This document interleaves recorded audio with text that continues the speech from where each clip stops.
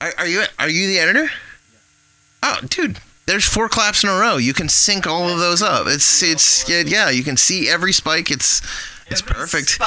Every spike. Dude, I'm the host now. No, you must bow to me. Bow before my... Someone is trying to host. Help, they're keeping me here. Bow before my hosting skills. Okay. I mean... I've been rolling. I've been rolling. Rolling in the deep. I was like, I have caffeine hunger this morning. Yeah. Pretty much. Oh, we're good? I have to work out.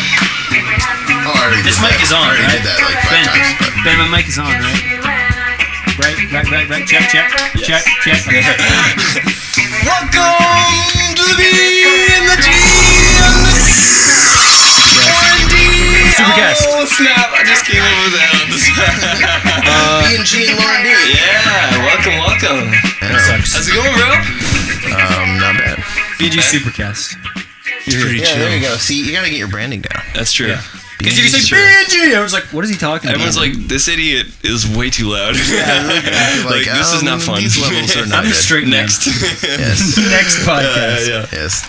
Well, tell us all about marketing our Okay, podcast. hold on. We need to start things straight here. We need to start things straight. Yeah. Okay.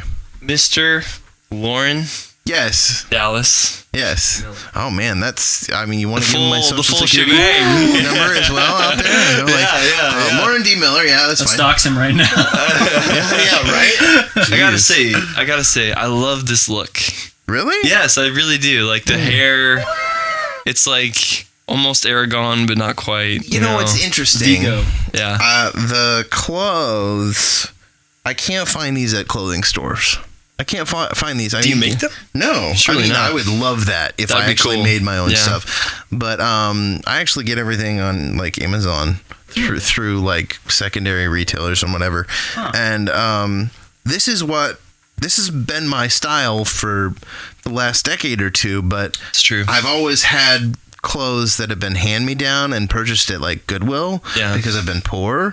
I don't have money to buy clothes. Except, Clothes are expensive. well, they are. But in the last year, I've actually been having some income now. So now I'm able to actually provide for myself, which is a huge blessing. And so now it's like I'm actually wearing stuff and people are like, oh, that's a cool outfit. And I'm like, no, thanks. Yeah. It's very granola, patchouli, sort of. I think there's something Organic about clothing. I think people go through different phases. You meet some people who like they always dress kind of crazy. I think mainly women, but also men too.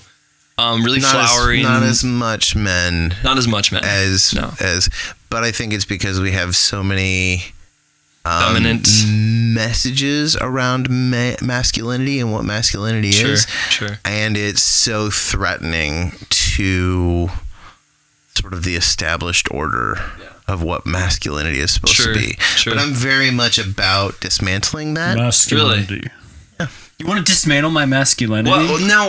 Why is that? Brick by brick. Well, I'm all about dismantling toxic masculinity, which ironically is not masculinity at all. It's just people, straight up toxic. Yeah, it's just people being a-holes, you know?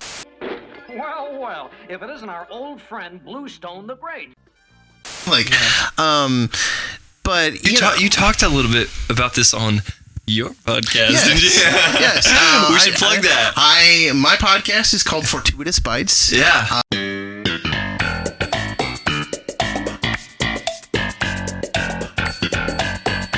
If you can figure out Slap the logo up. It's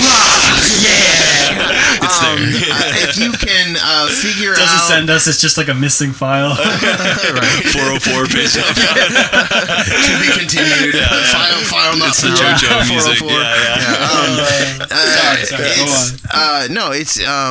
It's fortuitous. If you can figure out how to spell fortuitous, You win a prize if you figure it yeah. out, I think.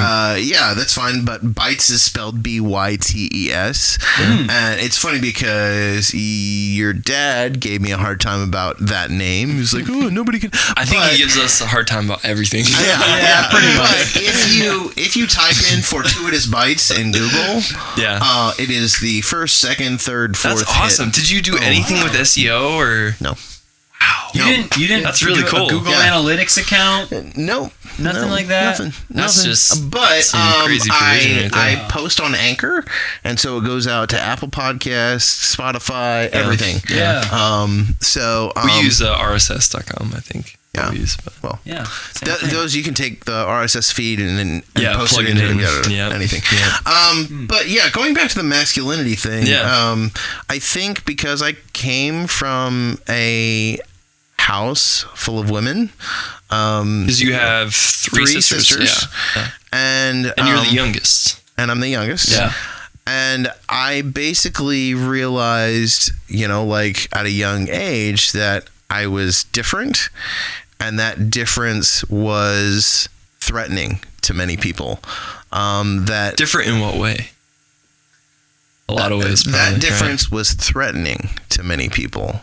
When a man walks into a room, it is very different than when a woman That's walks very into true. a room. Very true. And for me, that threat, that difference was something that for me I wanted to understand.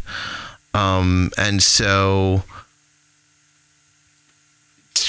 a part of me finding ownership in masculinity is the things that people find greater value in than just the typical masculine things. Like a man is supposed to be strong. He's supposed to be Smoke cigars, drink, whatever, Have a big whatever figure. people might think I'm of. not necessarily talking about toxic, because the toxic masculinity, which isn't masculinity at all, I always say that that's a misnomer, because it's just kind of like, okay, somebody stands up and yells and that's just toxic masculinity. It's Yeah. like, well, it's somebody being a jerk, Totally. so for me, it's kind of like, why, and then I went to college and I learned that, I went to Goshen College, which is very progressive.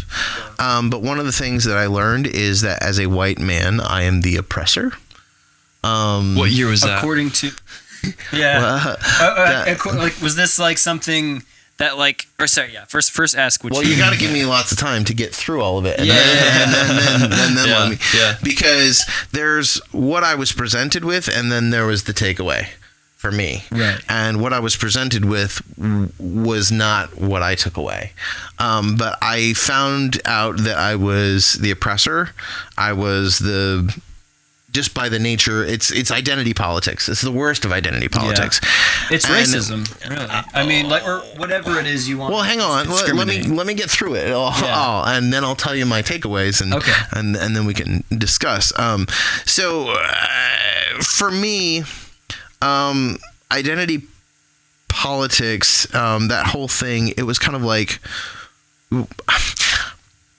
the best way to put it is this.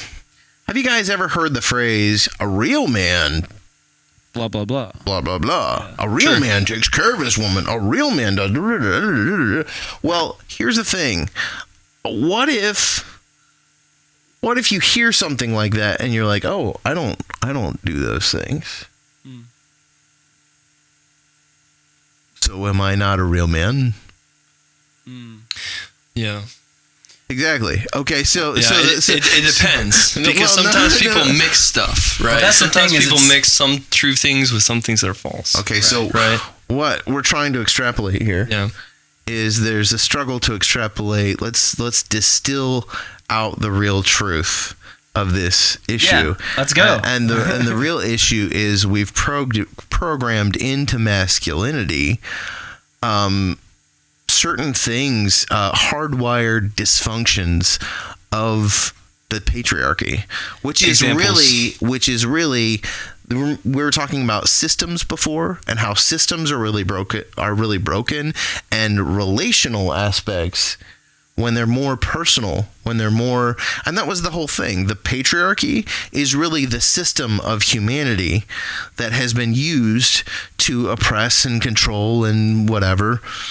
Well, the patriarchy is in like, are you referring to just like throughout history, like, or like specific to a context, or what?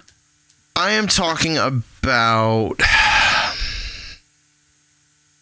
when you talk about the patriarchy.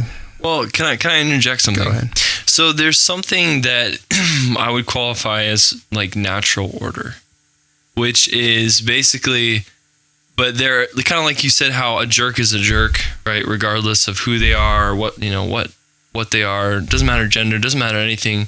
Bad things exist among everywhere. Sure. Yeah. History is full of terrible things that have happened. However, that being said, there is what I would a natural order, which is meant to be the husband and the wife. Meant. Yes. Like designed. A design. Intended. So meant is speaking towards intention, and we're speaking towards intention. You're speaking towards intendor. Somebody who is intending. What do you mean? Well, we're talking about the one who made the design? Right. Is that what you're saying? Right, exactly. Yeah. So the argument that I would take, or not argument, or I would say discussion point, would be when it comes to the patriarchy, because in a certain sense, you're talking about natural order. Yeah. I guess I kind of question natural order, because when we think of natural order, we're thinking like organic, good for you, like right? Non-GMO. But I would argue also murder is natural. Well, it's something that happens, but it's not. Happens, but maybe it's unnatural. It's not good. So maybe let's. But so hang on. Okay. Well, what we're talking about though is talking about this fine point of saying, is something that's natural necessarily good? If something is not good, like murder, right? Is it an unnatural state? And does natural necessarily denote something good? So the way I see it is things like reality. I see things in terms of like truth versus untruth, which sounds very abstract. That's probably the most abstract thing someone said yet this session. But so like, Ben, you talk about natural order, and you talk about like, we're talking about like patriarchy and like these big things, just to be tangible for a sec. So when I think of like natural order, Ben, my first thought is, like God's creation and how he intended it. And that's based in my faith and my beliefs. And some could say, like you said, like murder, that's natural. Like a buffalo will murder a man for being on his territory, or a man will murder a man. Yeah. Right? Yeah. That's a great example. Well, that is correct. It's natural. It's occurring in the natural. But reality, as God made it, was good. Right? Originally. There was no sin. No sin meant that everything was good and nothing evil happened. But when sin entered in, with original sin, with Adam and Eve's fall, right? Then you see the entering of evil. And with evil comes all the negatives, all the... Murder. Right, and murder. That's a great example. Why do we lock people up for murder? Well, okay, so I feel like we're kind of bunny trailing. We are a little bit. Because we're going from this concept to this concept to this concept, because what we're struggling with... So let's bring it back. Let's bring it back to what you were talking about. Right, yeah. What I feel like we're struggling with is a common definition. And common definitions will often take you back to the very root of where we get definitions, where we're getting definitions. So let me go back to the patriarchy. Bring it back to the patriarchy. Because that's the easier way for me to... is everything you're good? I'm just making sure that your we're camera, good for I think, our needs to restart. It's about 15-minute mark. Yeah. You have to restart every 15 minutes? Just the recording. We're gonna get a camcorder for season 2. Oh, really? Oh, okay. Season 2 upgrade. Do you have to clap again? No. Okay. Lip sync. Do you want to see a camcorder on Patreon? So when I speak about patriarchy, I'm actually talking about something that is not just natural, because patriarchy is systemic. It is a systemic social construct that is impersonal. It takes selfishly for itself slaves, and that includes women. That's just humans. That's not just patriarchy, right? That's humans, but it's I'm saying that a part of the human nature, in our current reality that we're talking about, because you were talking about the fall of mankind from this perfect state to this imperfect state. The spiritual equivalent to it would be religion, or what we've come to understand as religion. Religious mindsets as opposed to relational mindsets, and the patriarchy is simply a religious mindset when it comes to communal things. It is saying that basically, specifically because someone is a man, that he can dominate with impunity without any checks or balance. And the truth is, according to the patriarchy, or go what? ahead, give it to us. Yeah, well, I just want to just because I want to clarify. Sometimes I think, kind of like you said, definitions. We're talking about the difference between their definition and my exactly. definition. Well, because sometimes things can start to almost take on new meaning, a new nature. Right. You know what I mean? So go for it. So the definition, patriarchy, a social system in which the father is the head of the family. A family, community, or society based on the system or governed by men. Dominance of a society by men or the values that uphold such dominance.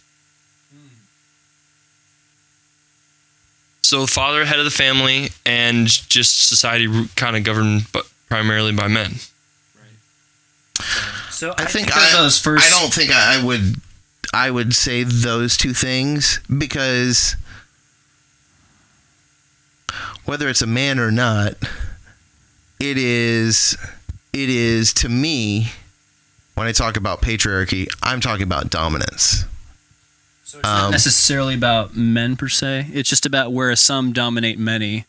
Well, it ends up being, because I am a man, it is the sense of taking myself and saying, do I need to be dominant to be a man? I'd say yes and no. Yes and no, because there are certain situations where you have to be dominant, like war. You think you're going to win a war?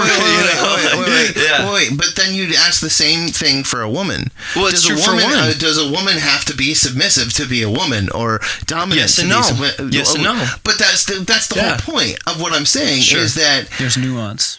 Is that it's not, and when it becomes a systemic thing, it loses all of that. So I would subtlety. say a good example of a negative side of patriarchy, I would say, would be like Islam. Right? Because in Islam, they force the women to wear head coverings, and if you talk about dominating, domineering. I would see, the thing is, I'm hesitant because I've known Muslim people, and I've known very, very kind, very giving. Not to say that they're not kind or giving, but it is. No. But I'm saying to me, in the same way that I don't want to write off all men, because actually I've experienced having that happen to me. I don't want to write off Muslims that are very generous to their partners, and you know what I'm saying? But as a part of that culture, that type of culture, yes, that's absolutely, that patriarchy, I feel like, is toxic, whether it's right. And to be fair, we can find examples littered throughout every kind of culture, right? It's not limited to an exclusive culture. However, some cultures do lend themselves more. There are some which is more, and you'd find that more in probably Latin American cultures. There's a lot more machismo, and anytime you find, I feel like, and it's funny because I really hate cultural war kind of stuff, but it so speaks to identity and how we shape our identity and how we deconstruct where our identity came from. Like as guys, you had an example of a father who was artistic, and in that sense had some sensitivities that, for me, growing up, I did not have a father who was artistic. However, my father, you guys know, my dad, he's not just a typical man. He's a sensitive man. He's sensitive, and he's caring, and many people would say that's not masculine. My question is, he's not your stereotypical man. Right. And that's the thing. The stereotype doesn't speak to the subtleties of a real person. Yes. Yeah. And that's exactly what I'm saying. It's the systemic thing. And so to me, when I think of patriarchy, I think of your third definition there. I don't think of those first two as necessarily patriarchal. It's a caricature a little bit. Right. Yeah. It really is. It really is. So to me, I'm identifying the system the same way that I do when I'm talking about religion. I'm not necessarily saying that anyone that holds any spiritual beliefs is bad or toxic. It's kind of like there are these systems, these overreaching systems. And for me, and Gabe, you looks like you want to say something. Well, I mean, I'm kind of thinking, and I'm just kind of chewing on what you're saying. Use the mic. I'm kind of chewing. Ice cream cone. I'm just kind of chewing on what you're saying. Because like I'm sort of following what you're saying. I'm kind of struggling to see where we're going with the like overall of like what you're saying. The point, yeah. And I think maybe tell me if I'm wrong, but you're saying I reject the caricature of what maybe society has made out masculinity to be, right? I will say this: I'm not a yes, and more than that, I think this country is in a bit of an identity crisis. And especially, that's an understatement. Especially when it comes to male and female, we're beginning to ask these questions of like, wait a second, don't limit me, don't box me in. I want you to see me. I want you to see me for more than my gender, more than I because the truth is, I was born male, but I'm more than that. Aren't you? The thing is, yes and no. I'll steal Ben's response. I like that. It's not a cop-out. It's not because here's the thing. Physically and spiritually, you are only a man. You are not a woman, right? Sorry, it's going to trigger some people, but you're only... But here's the thing. People think that limits them. Does it? Do we actually have a full grasp of, a man, saying you're a man, does that limit you? It's physically, actually... yes, but... So the point is that doesn't really matter, though. Well, not that it doesn't matter, but that it's not meant there to be a negative. Like, people can look at the negatives of the situation all day and say, I'm a man, I wish I was a woman, then I would have someone who would just do the work for me, if they're in that kind of culture. Or they could say, I wish I was a man, then I could, like, have a position of authority in, like, whether it's in the workplace more, or wherever they see it. But the thing is, like, there are plenty of examples of people who do things that are just extraordinary. And them being a man, regardless of gender, and then being a man or woman is just it's just one facet of this is essentially my point. For me, when I've heard these things of, men do this, women do this, it's a part of boxing people in. It's a part of making them smaller and generalizing them. Hang on, sometimes. Let me continue. Sometimes. I've also heard a real man, blankety this, blankety that. It's kind of like, again, another way of boxing someone in. Someone says, I'm more than just my gender. I'm more than just that. And actually, it's funny because I was thinking about, because the conversation around gender, I feel like culturally,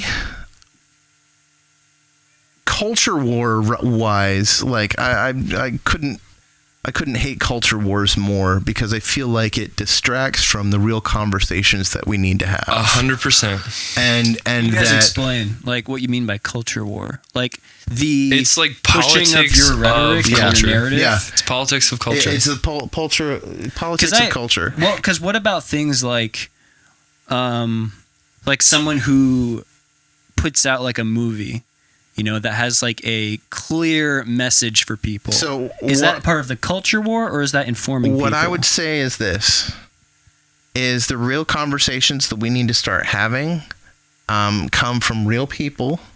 Face to face, who maybe have different perspectives. And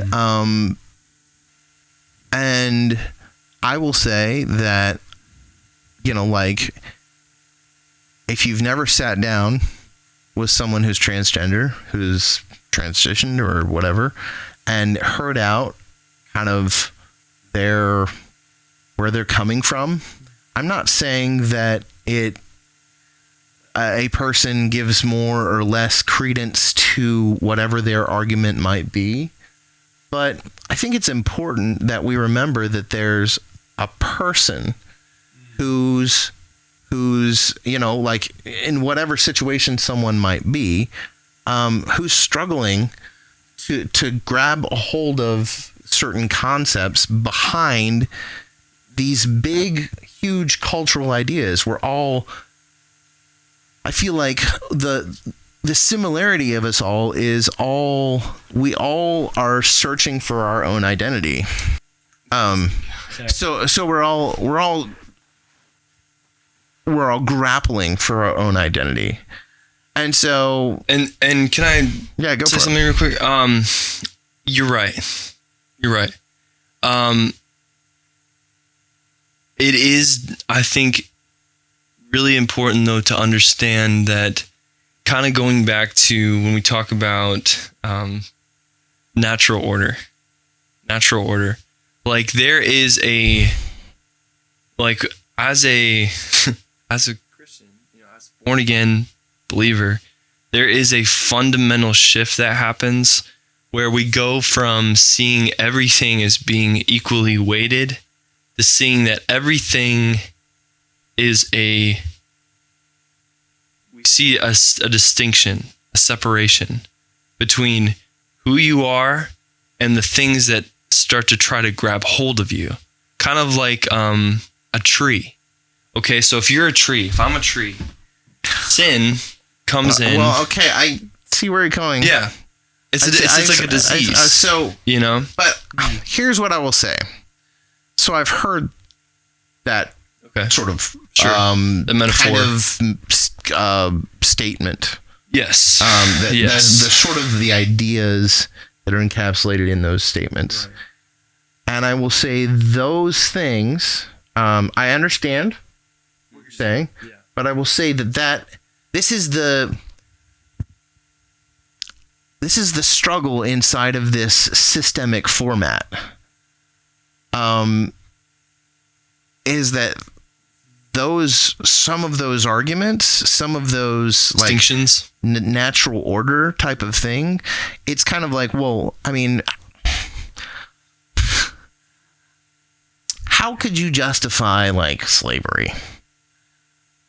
I mean, if you're a Christian, you couldn't, right? Unless for some reason you had a whole huge system of people telling you that it was these people's natural state to be submissive and to be... And so it's kind of like the danger is the conclusion that we come to of what that natural order is. It's kind of like, I hear what you're saying. 100%. Because what you're saying is you don't want something that's purely dictated by people, right? Right. Well, I mean, you have to find. Because then it's just majority rule, right? Yeah, Yeah, you don't might want makes that. right at Yeah, that point. Right. Yeah. And then you look at like it becomes a thing of like, oh, it's whoever thinks they're the most right, whoever essentially, and there's the history is rife with people who were convinced how right they were, Hitler and thought he was right. And right, and so I guess my whole thought is Stalin. the thing that takes us out of that. The thing that takes us out of the system is the relationship. Is the sitting down with aunts and uncles who are much more conservative than I am, and understanding them, having them understand me. So here's a question for you. Okay. I don't want to straw man. I'm not going to. Okay, I'm not going to straw man. But I will ask you. He will. No, but I will ask you. Where do you draw the line? I'm still. Is there a line to be drawn? Okay. So think about that. And I'll give an example. Okay. And so I'm asking what I want to ask is, you say where do you draw the line? Draw the line for what? Like, yes, there's some systems that are oppressive and bad, but what are they? And what are they? Like I'm kind of a concrete thinker. I can go like abstract sometimes, but I need something to rein it back sometimes. I've actually got the perfect thing here. Okay, go for it. Yeah, give me some give me some tangible examples of what. So years ago, I lived in San Diego and I was working at promoting San Diego County as a film destination, because guess what? Nobody goes to San Diego to film. You'd be surprised. It's Southern California, right? Did you know that? No, I didn't. Yeah. Right? Southern California. Yeah. Why wouldn't you come? Everybody drives up to LA, people, and I was trying to do it so that people could work and live in San Diego County and work in the film industry. So I was trying to find all these facts about San Diego, right? And one of the things that LA County had put up on their website was that they had this much, miles of coastline. And I was kind of like, oh, okay. So I called around to basically scientists. I looked around online and found different organizations, and I found an organization that I called this scientist, and I'm talking to him, and I'm like, how long is the shoreline of San Diego County? Now, Gabe. Yes, sir. Tell me what you know about shorelines. What do you mean? Like shorelines of in geography? You can't measure them. Okay. You can't measure them. Here's the interesting thing. We have a system, right? It's rough. We have a mile. We have a foot. We have all sorts of centimeter. We can measure down. What do you mean you can't measure them? Because the ocean goes up and down. Okay, so here's the thing. If you measure a coastline by the mile, then it's one length. But guess what? It kind of goes in like this and comes back out. So then you break it into smaller. So, okay, let's, do that. It's a little bit longer. It's a fractal. Than a mile. And right. the smaller you measure with, the longer the coastline gets. Well, there's an infinite number of points between 2 points. That's a mathematical truth. So, of course, it will get longer. Okay. Yeah, so that's true. Here's the way that I look at this.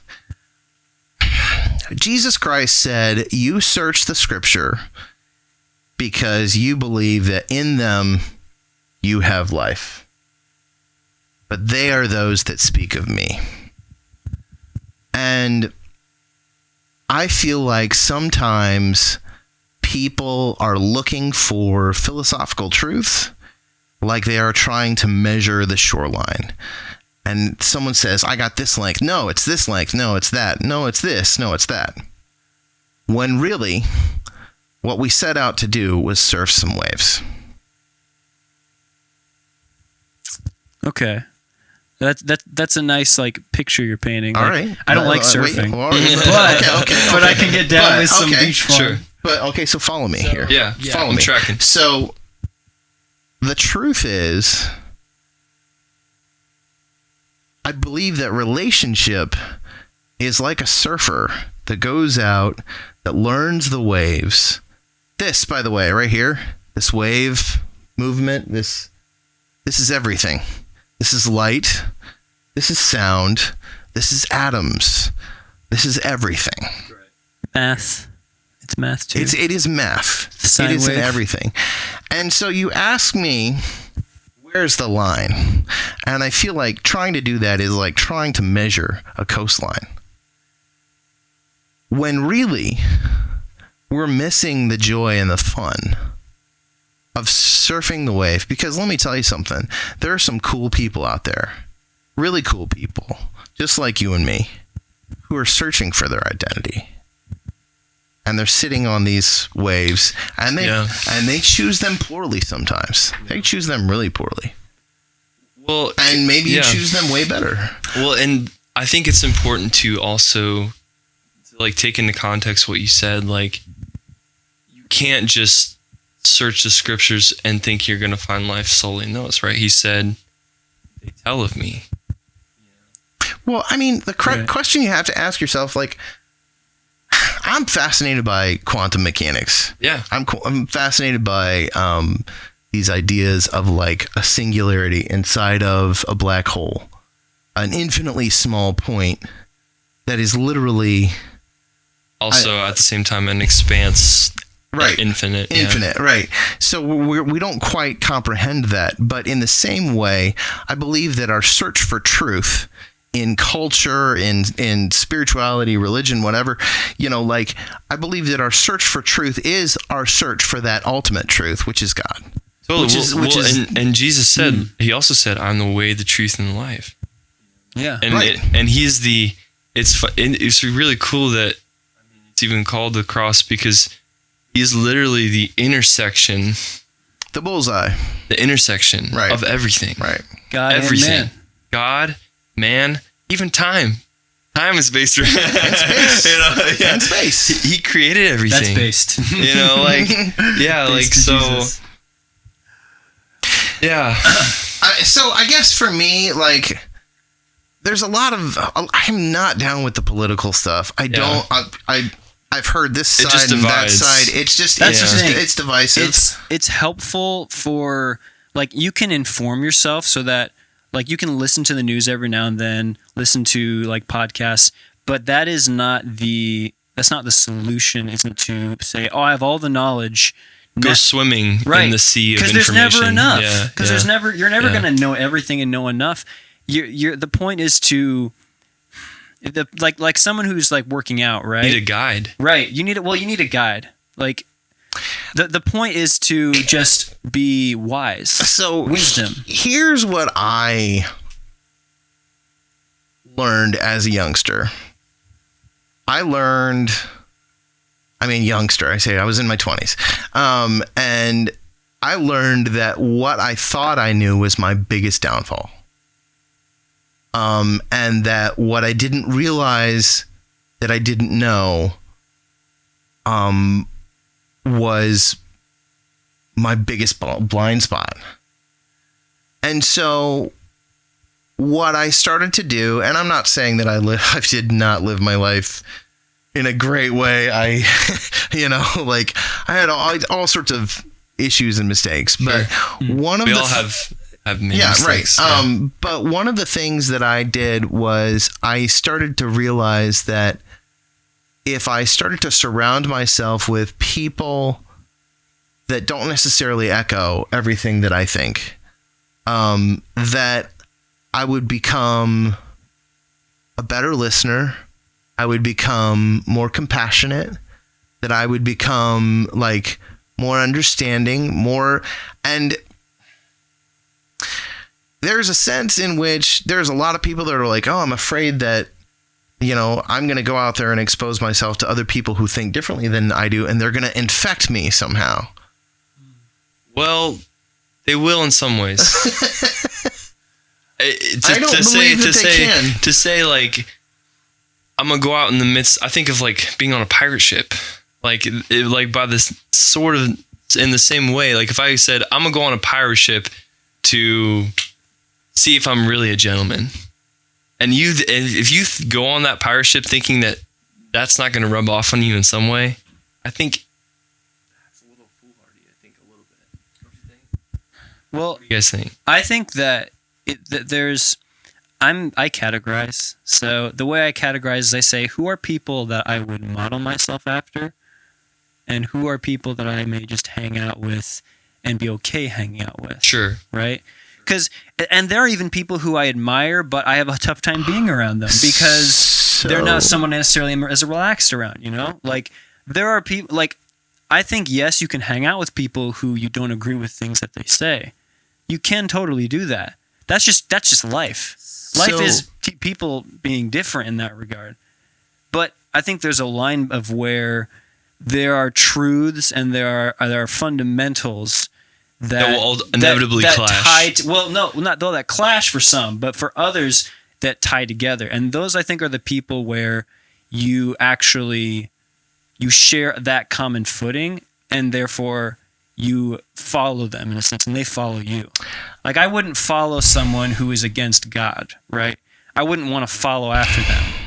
I might be able to talk to them. I might be able to be kind to them and even be a friend, but I wouldn't say I want to model myself after them, right?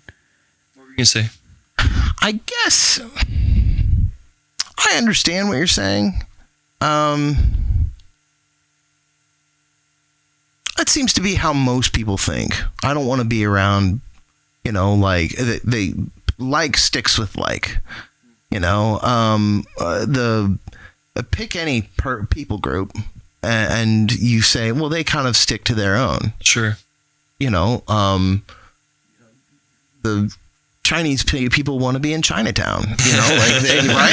It's they like, want to be in Chinatown. And they do, and it's kind of like, I guess I kind of say, what is my model supposed to be when it comes to relating to the rest of the world? Yeah. And what did that model? Did my mom to me? It's Jesus. Yeah. Well, that's a great model to have. And to say, he just sat in the temple and read all of the scriptures and philosophized with all the Pharisees, and that's because that's the people. No. Well, right. he did both, right? So that's the thing. Did he? Yeah, he did. Go ahead. Like, even amongst his own disciples, there were moments where he would draw away with, I think it was Peter and John, right? Yeah. So he spent time among the crowd. He spent time with his innermost disciples. He spent time just with God. Like, it was a mixture of all of layers these. of intimacy. Okay. Yeah, I see that. Yeah. I guess for me, I get that as well. Because I also think, like, if I constantly surrounded myself with people that I don't think like, that would be exhausting. Like, because I'm constantly defending. No, I'm not. You're not defending. You're hard. No. Because think about it like this. When think of it like outfits. Ben, you summarize this in a great way. You're like, Gabe, when you're around certain people, you're not putting on a facade, but you're putting on a part of yourself. Like, Gabe, like, if I was a host for a group of people, I'm acting differently than if I'm just with my family, right? Is that wrong? Or is that just me being a host, right? If you're being someone who's in a crowd, to people in a crowd, you're being an acquaintance. That's a facet of you. You're still you. To me, my heart is not to go and represent my interests. It's to understand, right? My heart is to go to understand, to love, and like a sniper, wait for my opportunity to place truth. If I'm to shoot someone, truth. No, well, I mean, it's like I want to place truth right there, and some of the most powerful people have spoken into my life have been therapists who sit there like session after session, going, yeah, that's hard. I understand. And then after like the 6th session of saying nothing, they're like, could it be that maybe, like, is listening potentially buying influence into those people's lives? That's the thing, is it's their job. People who go to a therapist want someone who will listen. No, but what I'm right? saying is more like if I'm going and hanging out with someone who I ideologically disagree with. Right. And I hear out what they're struggling with and what they're, if I listen to them, if I hear them, they begin to place value in the relationship. And they say that I really appreciate this person's listening to me. Yeah. And then that in turn gives you the opportunity, not in a manipulative way, but the opportunity to be able to speak into something. And the thing is like self is always worried about self. What am I going to say? But when you're selfless, you're concerned about what someone else is going through. That being said, the only thing to be aware of is sometimes you can almost like a little rope that you throw on someone. You can want to influence someone, and actually the desire to influence someone is misplaced because it's actually... Is it an extension of the ego? Exactly. Is it there's something about it that is not quite right. Right. So true. So what is the difference between wanting to love and share truth with someone, or at least how you're finding that truth, and manipulating them? I think the best example to look at is Jesus, because the way he communicated with people, he was never it never seemed like he was trying to like buy people's attention and like favor. He said things that were divisive lots of times. He was saying truth, but he was saying things that were hard to hear because he was telling people things that they knew was wrong. Like people, and there's even one example that's actually it can be easy to misunderstand where I think it was a Samaritan woman approaches them and asks for healing. I think it was for one of her kids. And at first, Jesus, he basically like said, he basically referred to her in an indirect way as... I want to go to the verse, because... Well, anyway, the point of what you're saying... So the point of what I'm saying is that, he would do things to call out the evil, but he did it in a way where he wasn't trying to get people to agree with him. He was just putting it out there. And he said, those who have ears, let them hear. So I go back to my experience with Todd White. When I met the guy, he didn't try to change me. He didn't try to... There was no way in which, I basically, within 15 minutes, because he just got off stage. It was just done preaching. And I'm like, dude, I'm you're God and whatever, you can have your bullshit, I'm not interested, and he's like, okay, I'm just here to be your friend, man, love you, let me take you out to eat. And I'm like, all right, that didn't scare him off, so let me just confess every sin that I've ever, the darkest. Right. And he's like, so... He's like, do you think that God loves you any less? And I was like, well, God is love. I mean, no. And he's like, well, if God doesn't love you any less, why should I? And I'm like, it was not an option for him to love me or not. But where he placed truth was not on this side of love. If you accept my truth, then I can love you. It was, I will love you. Yeah. And if you receive that love, then you will want to hear my truth. Well, which is true. I mean, even Jesus, he literally died for people who, it's I forget where it says, it's a man might die for someone who's good, maybe. Right? Yeah. But he will not, but literally he died for us while we were still far off. Yeah. That's the thing.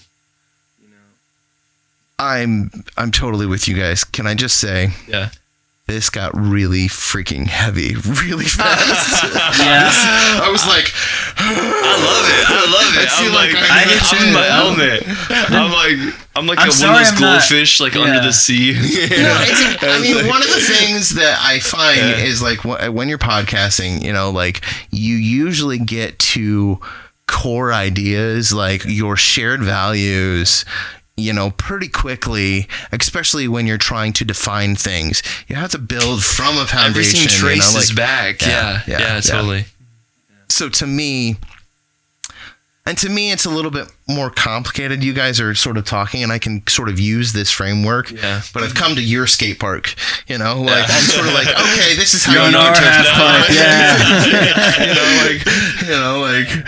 But I mean, because I've had to playing with the big boys now. yes. Wait, what's that from? Prince of Egypt. Right. Yeah, it's funny. No, but I love those characters. But I mean, I say that to say that there's a whole lot for me, kind of like this fabric, like I've pulled out each thread. And I'm like, okay, I like this. Okay, I like this. Okay, I like this. Because there's so much that faith and belief are sort of woven together with religious constructs. And so many of those things have been so destructive and divisive for me. And so for me, it's kind of like, okay, I need to reassemble this, and so for me, I'm like, with you guys, but I'm also kind of like, okay, I would word those things differently. But yeah, essentially we're seeing things in very similar ways. So, but I have to pee. Is there any way we can take a break? Next time we're coming back to this, we're gonna come back to maybe some lighter conversation. I have lots of current event things. Twinkies, cupcakes, submarine the new Barbie movie, the new Barbie, and Oppenheimer, and the compare and contrasting the two. Yes. Okay. Wow. You've got this all figured out. They're very similar. I came with like 20 different ideas. He's got an itinerary, guys. Very cool.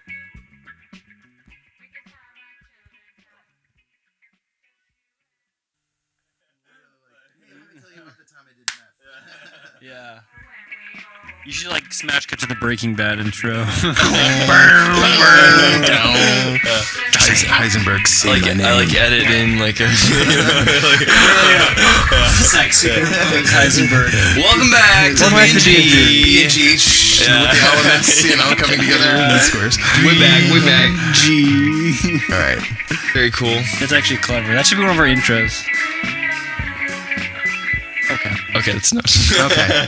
All right. So, yeah, what? Nonviolent communication. Yes. Oh, the concept behind nonviolent communication is there are certain ways in speaking in which are adversarial and purely confrontational and not a constructive way.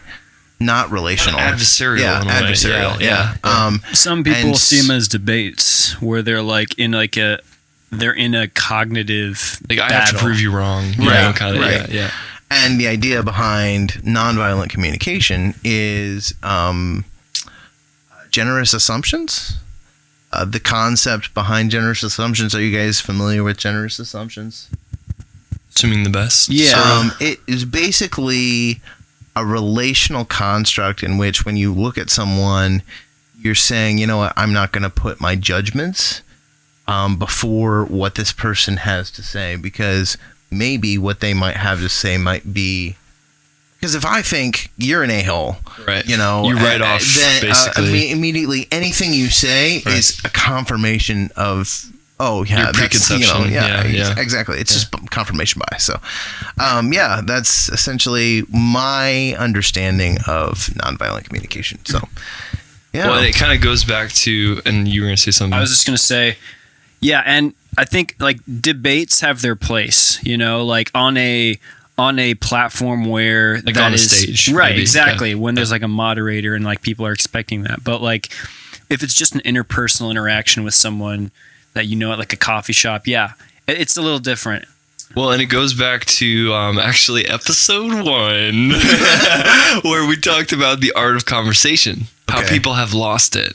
Yeah. And I think a term that you're familiar with that I think we've said before is like Socratic dialogue, right? You know, and which sounds very high. Posing a question but, for the sake of generating conversation, not necessarily for the sake of finding an answer. And I feel like the need for definitive certainty is actually an affectation of our insecurities, because being uncertain, coming to a place of saying I'm not sure, is an uncomfortable place, and a lot of the time people avoid discomfort by clinging to giving a certainty.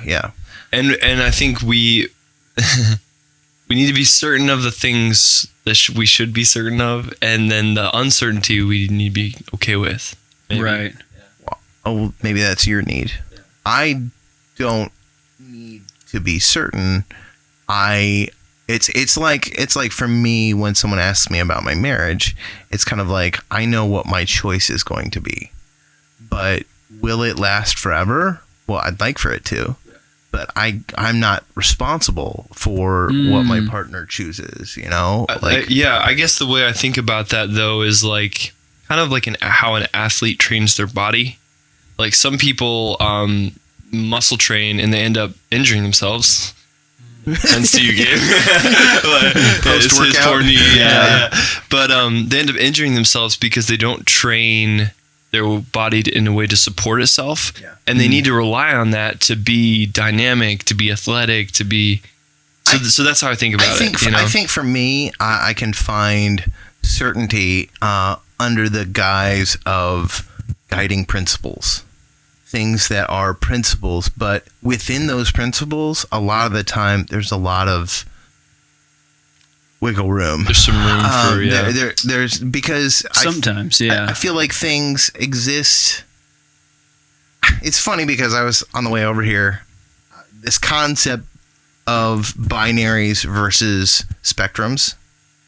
I believe that things exist in a spectrum, and a lot of people want to go towards binary, this or that. Is this black or is this white?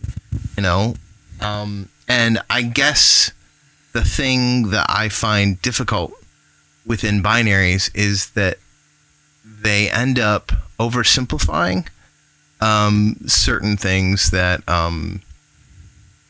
are just not that simple. Does that make sense? Yeah. And I think part of it is like I'm not going to over elaborate here to try to make myself sound smart. Basically, yes, like I think people like to go to extremities, and I honestly I'm naturally pretty binary, but I like when people can tell me like hard answers to things. I do like certainty. I'm one of those people. But the thing is like, I think kind of what you said, Ben, like the certainty that matters is what we latch onto. And I agree with that. But like, I think there are always going to be wiggle room for things. But I think the thing is there are certain truths I think that are immutable. There are truths like do not murder, right? For example. But what if you're defending yourself from an attacker? Or what if you're doing that? Is that murder? Yeah, and like that's a great example of one that's totally not set. Okay, so here's an example. What is gray? Well, I think a better way to have this conversation is to talk about computers. Computers operate on a binary system. Something is it's a switch. It's either on or it's off. It's off. Right? So when you go to your computer keyboard and type K, is it a 0 or is it a 1? It's a 000111001. Exactly. So the point is, to me, the beauty is not in binary want this or that. Those things exist, they do. But the beauty is in the subtlety between the two. If you think about going into a room, you go into a room, you switch on a light, right? Now, if you have the means to do so, adjust it, dim the lights. Yeah. Now all of a sudden you have mood lighting. And that magic place, that magic space that you've just created exists between this off and on setting. But in relation to what though? Yeah. See, that's my question. Here's the thing. Make it concrete. Let me go back to this, because you guys are. There's this big principle, which is we know in part and we see in part. Okay. Then let's go to physics and talk about Heisenberg's uncertainty principle. That you can you can know the speed of a particle, but you can't know its location, or you can know its location, but not the speed. So it's kind of like, just because we're uncertain about some things doesn't mean that we don't have some things that we, in a sense, hold to be true. Sure. Now, does that mean that we know? To me, yes and no. Exactly. Yeah. So the thing is, I feel like the tree of knowledge is this place of where we get our need to cling to certainty. To the self? Okay. To our understanding? Yeah. You talk about the tree of knowledge. Are you just talking about knowledge in general? Just knowing or not knowing? Well, so the knowledge of good and evil is the tree of knowledge. But see, that's the thing. That's a translation we've heard and have been given. But it's a much larger construct. That knowledge, if we're talking about because it was the tree of gnosis. Which is translated of the knowledge of good and evil. But if we're truly breaking down, I wonder. If we're truly breaking down gnosis, it is the secretly, divinely imparted knowledge. It's going to be on the screen. We'll put it on the screen. The more you know. I'm thinking about, So this whole concept of secretly, divinely imparted is where you get some leaders standing and saying, I've been given this divinely imparted thing. It's been divinely imparted. Kings did that in the medieval times. Divinely imparted to me. So therefore you must all submit to. It is a means of control. Now, in medicine, this knowledge that we use to help heal ourselves is also a lot of medicine makes people sick. You know, Pharma. So you have this weird relationship of it's a Pandora's box. It's a Hydra, if you will. You chop off one head and two more appear. Well, to be fair, it also does help. Now, that being said, I mean, there's a lot of things that go into that, right? I was gonna say, I am so glad that dentists are a thing in my day and age, because, I can't imagine having a tooth abscess like I did 100 years ago. You know, when I would have just had to rip it out. Absolutely. Or I would be getting basically I would just die slowly from extreme pain, right? So here's the question though. Have you ever had a root canal? Yes. It's actually amazingly if the pain is bad enough, the root canal doesn't feel like anything. Right. So I've had 4. Okay. And I'm grateful for them. Yeah. They have saved some teeth, but they're also the cause of some infections and weird things. And I have weird high fever spikes, a couple times a year, once or twice a year. From root canals. Yeah. Basically infections. Essentially. And people talk about the fact of what a root canal does. It helps to a certain degree, but it also can be a cause of some big underlying health issues. Mm-hmm. So the thing is, it's kind of is knowledge good or bad? Yes. It It is both. It comes with its own. It's not an end in itself. Yes. Right. Yes. Right. Exactly. Which is why gnosko, relational knowledge, relationship, it's progressive relational knowledge. So like, I'm getting to know Gabe, I'm getting to know Ben, and we learn each other. We learn the language that we share, the ideas that we can speak of, that we grow in those things. Yeah. I guess. Yeah. Go ahead. Say it. You're right on the money. And a lot of people. Yeah. I'm gonna take it back. Forgive me. Have a knowledge about God, but they don't have, and myself included, but they don't have a relationship. Interesting. But you have relationship. Well, right, but just like how we do with people, we can grow in it or we cannot. And I guess to me, it comes back down to that sort of like experiential thing of like riding the waves, of learning like, oh, hey, this wave's coming. Oh, yeah. If you watch surfers, I don't know if you've ever been on a coast and you watch surfers, but you'll see how some of them will be like, okay, this one's going to be a big one. They can tell.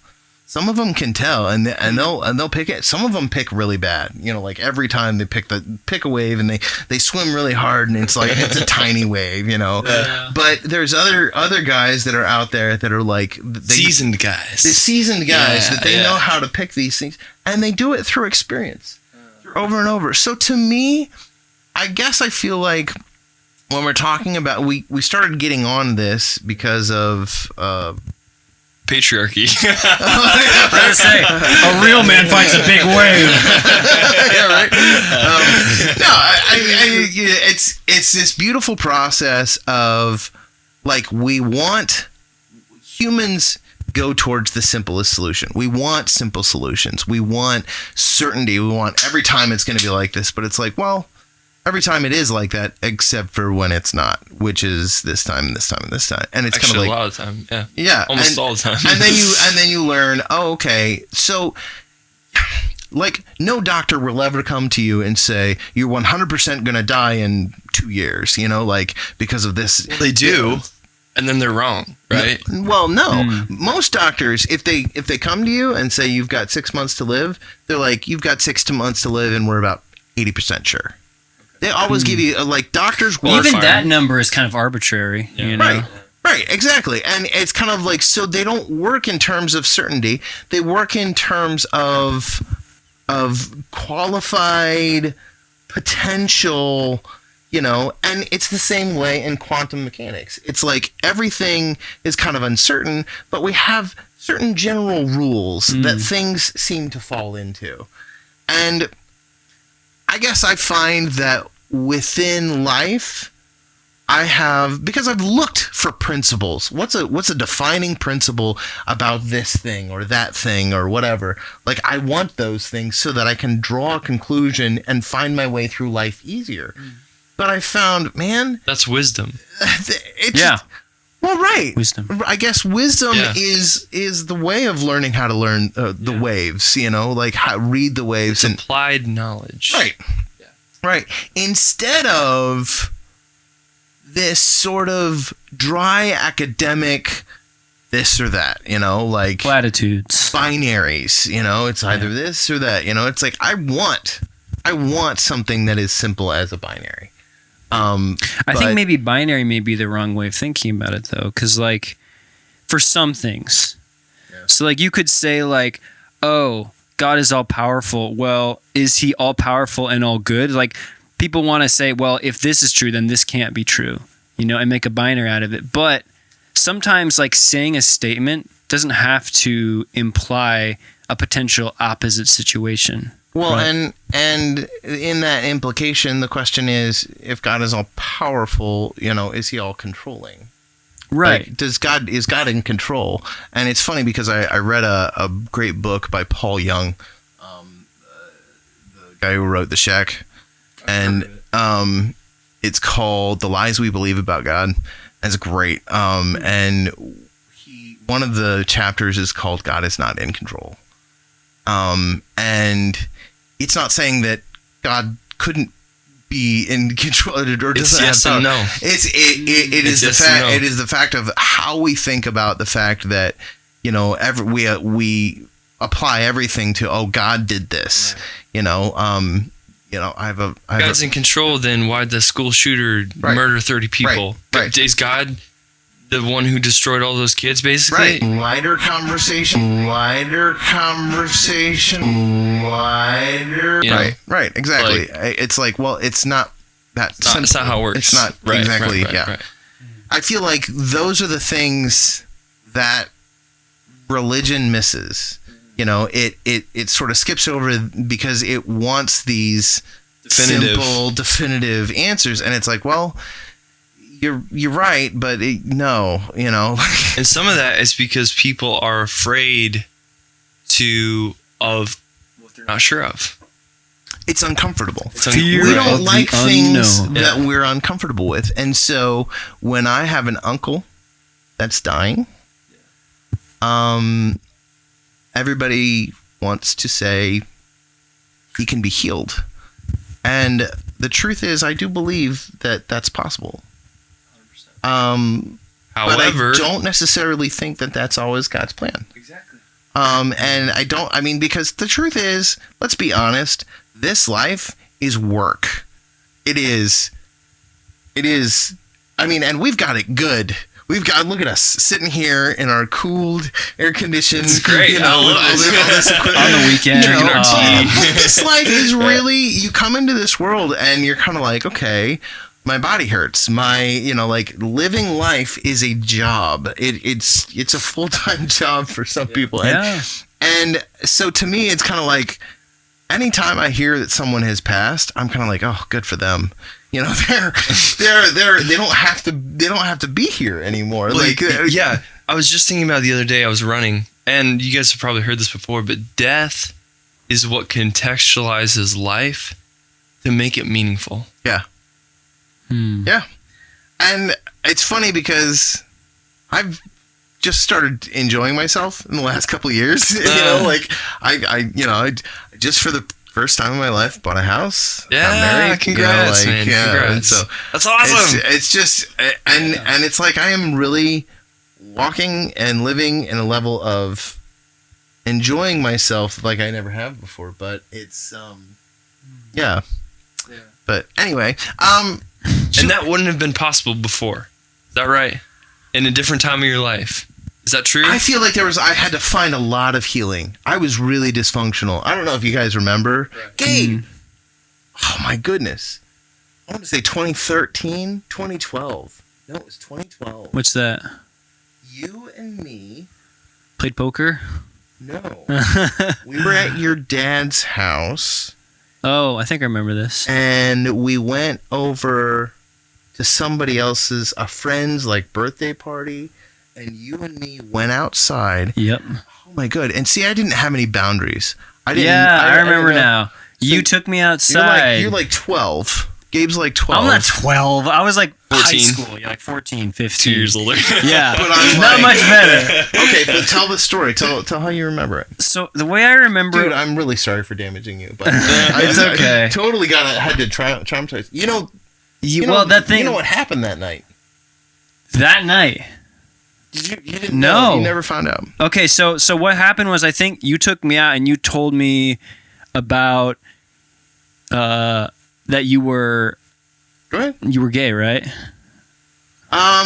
Is that what you told me? I think I might have mentioned my attraction to men. Yeah. I remember that. And I remember I think you said some other stuff, but that took my main attention. Oh, really? Because I was surprised. I was like, oh wow, I did not realize that. That's crazy. And it recontextualized the fact that a family member could be gay, and I was like, oh my gosh, family can have problems like this. But here's the thing, Lorin, I was still so naive. Yeah. So much I think of the hardship of life, kind of for better or worse, went over my head sometimes. Okay, so let me tell you what happened the rest of that night. Okay. Time for more trauma. I'm surprised that you don't remember this, It's a repressed memory. Maybe it'll ring a bell. No, maybe it'll ring a bell. I said I'm really depressed. I'm really down. I don't remember anything about the gay thing. But maybe it's just like a side thing. I said I'm really depressed and I am tired of living and I want to kill myself. And then you prayed for me. Oh yeah. Now I remember. He doesn't even remember. He's like, no. I do. Because I remember we were like kind of like front to front, right? Like I was praying for you. I had like my hand on your shoulder, right? And I was kind of like freaking out inside because I didn't really know what I was doing. But I kind of like was like, I'm just gonna go with what I know. This is what I know. Okay. Okay. Well, let me tell you the rest of the story. I was acutely uncomfortable though. Because I was like, I felt really alarmed. I don't remember where you went. You went somewhere else. And I think I went to spend time with the rest of the family somewhere. And then I went back up to your dad's place. And he was living at that other house. Oh, yeah. Around the lake. This was near, I think, that one friend of his, I think. And I basically told your dad everything because, you know, most of the time when you want to kill yourself, you can't really tell people because they're going to like do something. And your dad was like, dude, just don't leave. Don't go. Don't, stay here. And I'm like, I have to go. I was in such a dark place. And so, basically, I left your dad's house and in Elkhart, do you know where there used to be an Applebee's and then there was a Kmart over there? It's over by Perkins or Cracker Barrel. There's basically a big one of the big box stores that basically it's Kroger, I think. Behind one of those is like it's right along the no. It's like a bridge, right? There's a bridge right. And it goes over the toll road. So right along the toll road behind the store, there's like a parking lot. And I took a garden hose and taped it to my exhaust pipe. And then I put it into the window. Right. And I got like a bunch of sleeping pills and some booze and like a bunch of different things. And and then I'm like drinking and I'm like running the car and I'm like gunning the thing so that it's filling the car with gas. And And eventually a girlfriend is on the phone. I'm on the phone with my girlfriend at the time, which was a terrible situation and really dysfunctional. And she ended up telling someone where I was because I ended up telling her. And she's like, she told them where I was. It got to your dad and he was driving all over looking for me. And the police came, and the police officer, first thing he did was he pulled the hose out of the thing, and he's like, he knocks on the window, and I'm like, oh gosh, I have to deal with this cop. And then I was kind of drunk, and like, because I was in a really bad place. Yeah. And then Doug and Lisa showed up, and John showed up, and the weird thing is I was like not looking at the cop. I was just sort of smoking a cigarette or whatever. And he comes over. He's like, hey, I've got to take you. And, I was like, okay, and then I was like, thank you, officer. And I looked down and it says FAIGH. And I knew a guy in high school.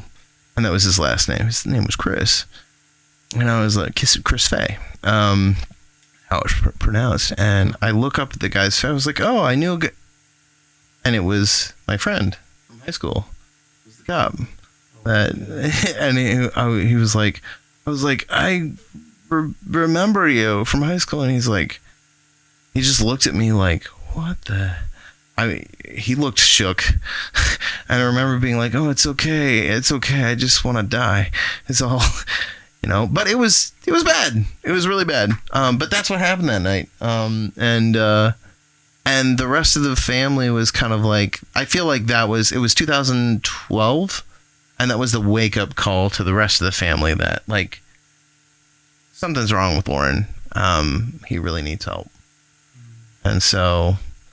Yay. Guess what? Man, that was a crazy story. Coming up this spring in 2024, it'll be 10 years that I have been recovering, meaning going to therapy and working my mental health.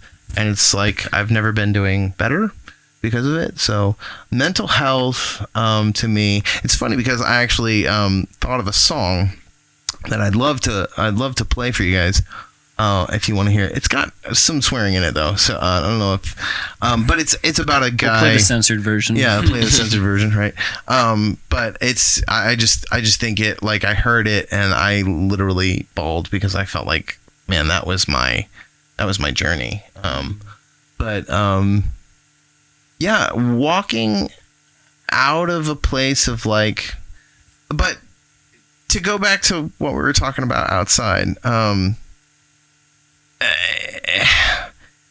sort of all the things that I experienced led me up to that the darkest places was, I think, relying on religion to solve those things, those issues. And as you know, I feel like, and you guys know what I mean when I say religion. I'm not talking about faith or spirituality. I'm talking about religion.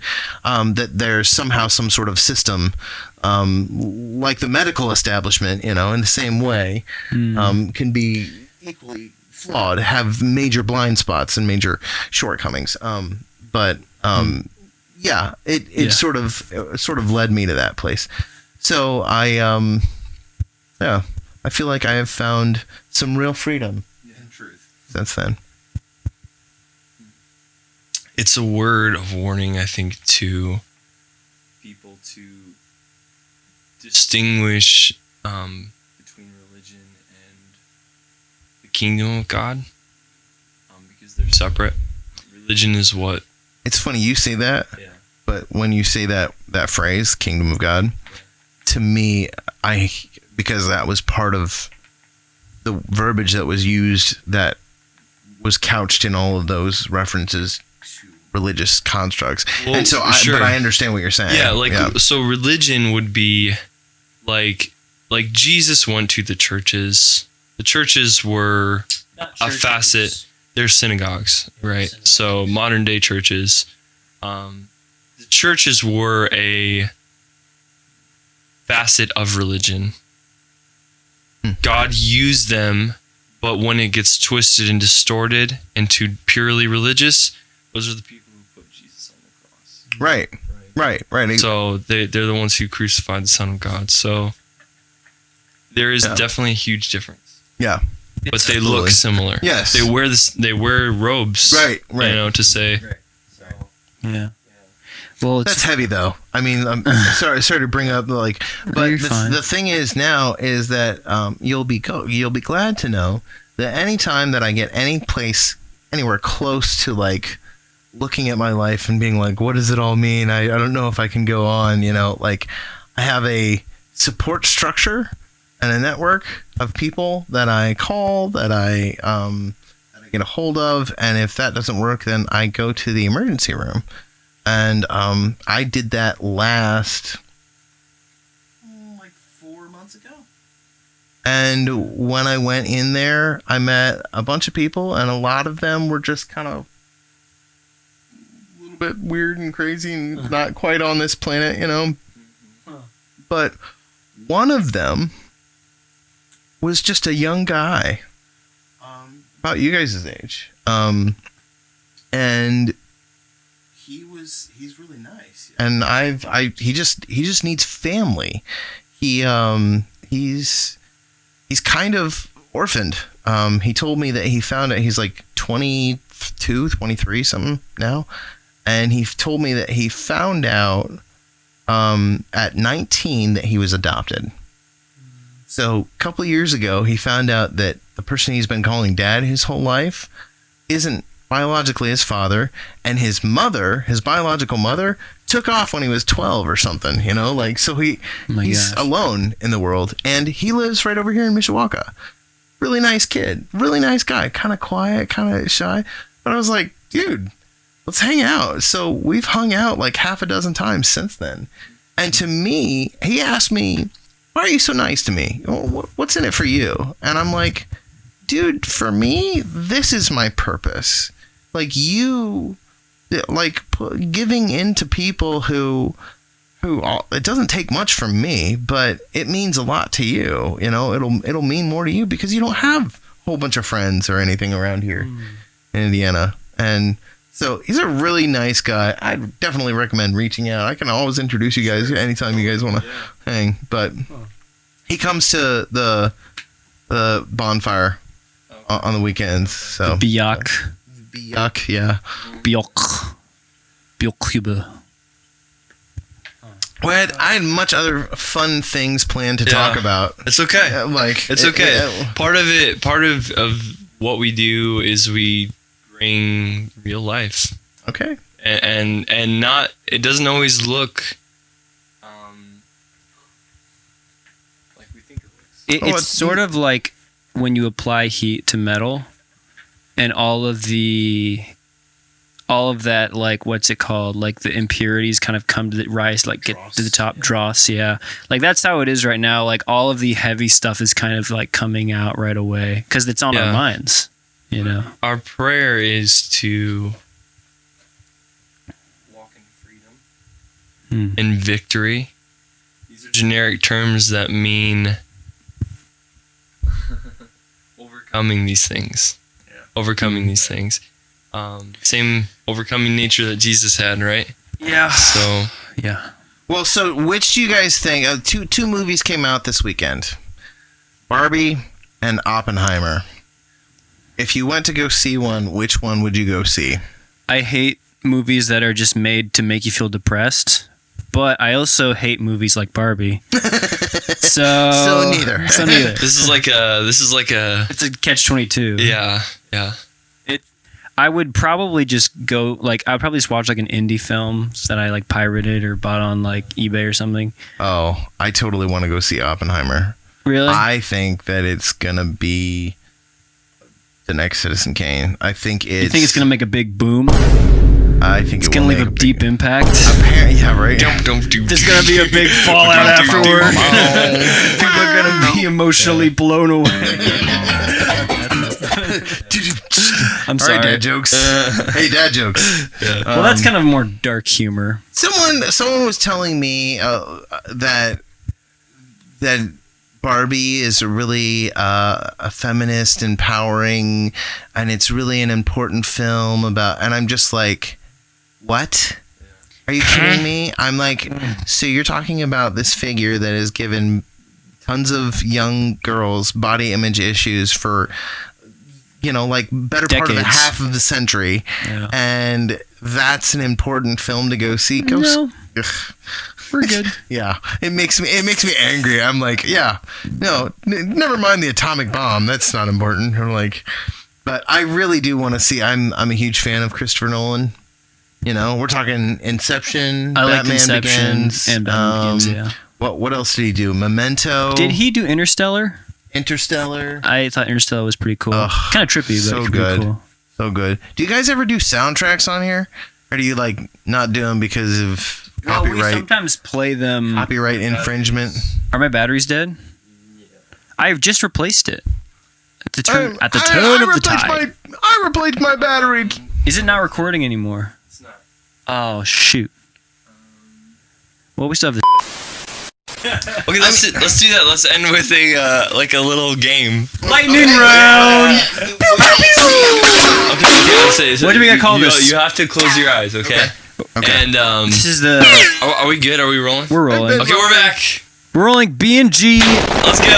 Game. All right, let's do this. Okay, All right. we're gonna finish up with a little mini game, an impromptu mini game called Settle the Score. The movie nerd quiz. Ooh, I like that. I like that. Settle the score. Yeah. Okay, that's good. We'll do a little.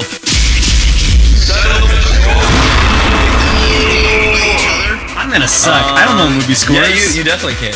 Okay. I don't know movie scores. I This is don't gonna really suck. know either. I could name the. Blindfolds, I maybe could name the Blindfolds? movie. Yeah. Oh, I got a blind. I maybe could name the movie. I don't think I could name like composers or like the Here, you got to get 2. genre or whatever. One for me and one for Gabe. know if I have two. You have 2 ties. I'll just close my eyes. I'm on camera. I won't cheat. I'm on camera. I won't cheat. All right, there. Why do I get All the right. crappy blindfold? All right, now it's honor system, okay? So you can't cheat. Okay. Okay. What's the point of the blindfold if you? No cheating. Okay. I don't want to have to You're gonna like throttle. I'm gonna start you with an easy one. All right. Wait. Are you covered up, Gabe? Ready? Am I decent? All right. I can't see it. I can't see a dang thing. Okay. Sweet. All right. Here we go. It's settle the score. Time to settle the score. All right, turn around. Ooh. Saving Private Ryan. Oh, That's all there is to it. I don't make a habit of watching that movie. all right. I told you I'm really good at this. This is gonna suck. This is just Lorin's like happy hour. Like I'm not gonna. All right. I'll get the next one.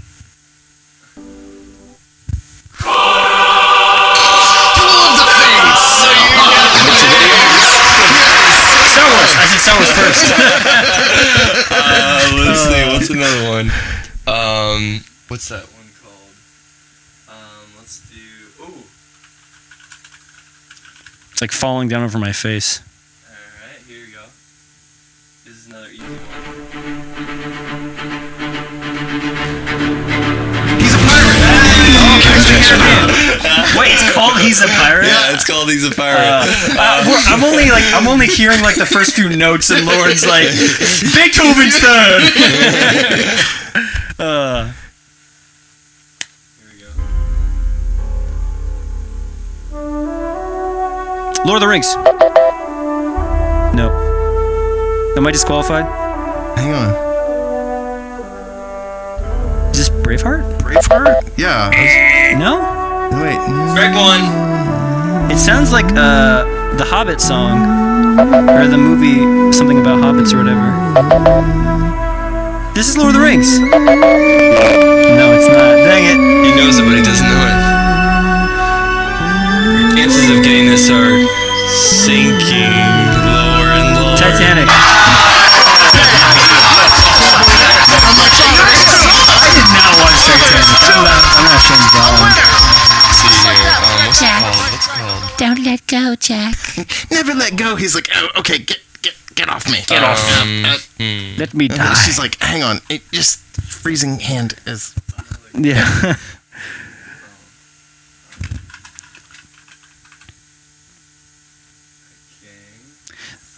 Show me the ones that I'll know but Lauren won't know. Is this... This is a hard Forrest one. Gump. Oh my gosh! That's so good. Okay. This was Laura's wedding march. The problem No is way. I don't Wow. watch a lot of like really mainstream movies. Dude, I am So that's... hardcore on Settle the Score. Let me just tell Oh you. boy. I'm gonna have to do some research. Okay, this is a pretty easy one too.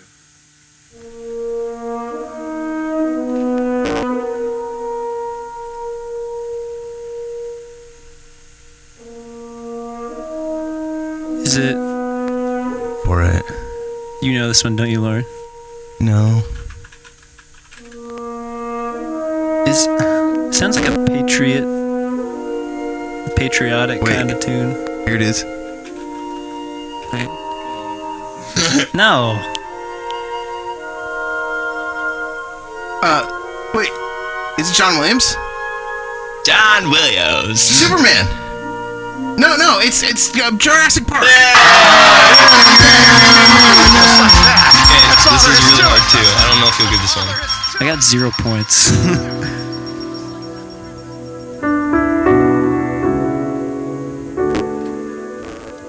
You probably won't get this one.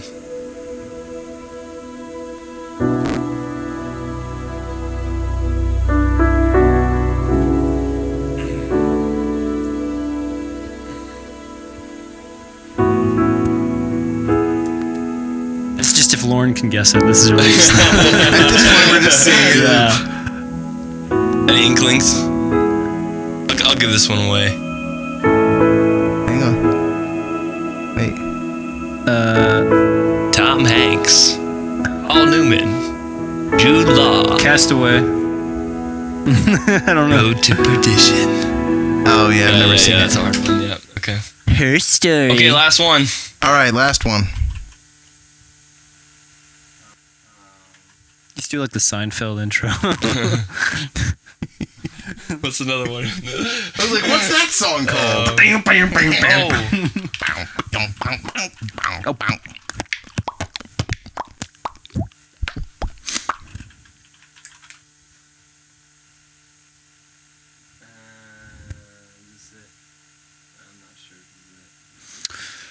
If you play any anime soundtracks, I'll beat Lorin every time. Yeah. I mean, Hang on. Wait. Is it going? I'm not sure if this is it or not.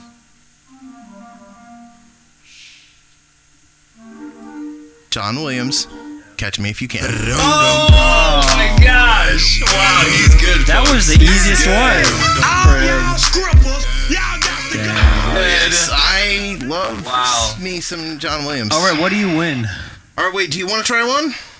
Sure, you Here, want? just Okay, switch all sides. Yeah, right. okay, I mean, How about Ben against Lorin? I think you guys are probably more knowledgeable. No. All right. Oh, Ready? boy. Ready? Yeah. Hold on, hold on. Yeah, I need to readjust. Yeah. Okay. Blindfold. Okay. I need easy ones. Yeah, Yeah. same. I can do music Guys, soundtracks or. Give me like give me like Finding Nemo. Yeah. Oh. You gotta think millennial here. Yeah. Ready? Yep.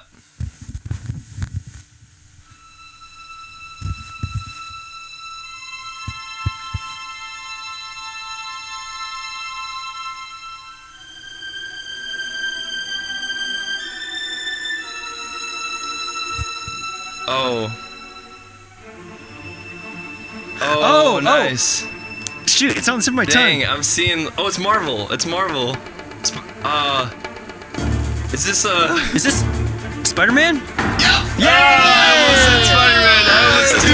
I love the I was Spider-Man literally soundtrack. seeing the Marvel like comics like. No. flash.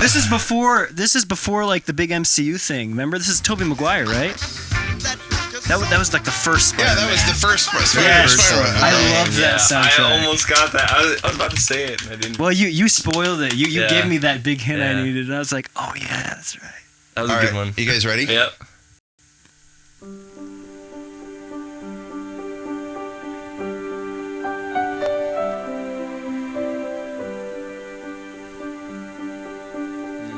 You don't have to name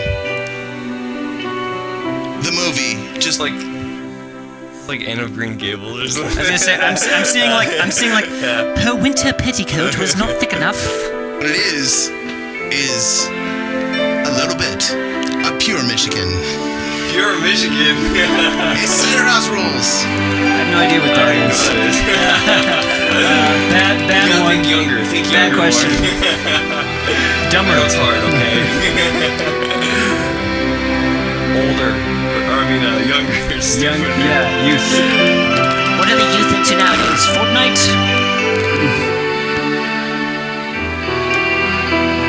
I should have played some. Yeah, man. I know. You don't know my taste. I don't. It's okay. I have No, I do know your taste. I was just catering. I was catering. to the guests. Yeah. That's bullcrap. It's alright.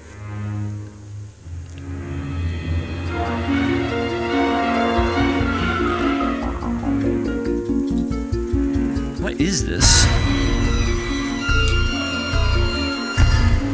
It sounds like Mission Impossible almost, but This is like Stranger Things or something like that. yeah, probably. I guarantee you guys have seen this movie. Oh, it's a movie. What movie? Whose name? I've probably not seen it. I can guarantee you that. Oh, this is like something with like Tim Allen or something. No. This is like Tim Burton or something almost. I'm getting like spooky Nightmare vibes. Before Christmas? Is this Coraline? No, it's not Coraline. Oh, shoot! Dang it! Oh, he's right! Oh my gosh! Dang it. What is it? Aliens? Oh, is this Men in Black? Yep. Yeah! Dang it. You were right though. As soon as I heard the drop there. Okay, wait. All right, I got one more. Put my hands on my head. I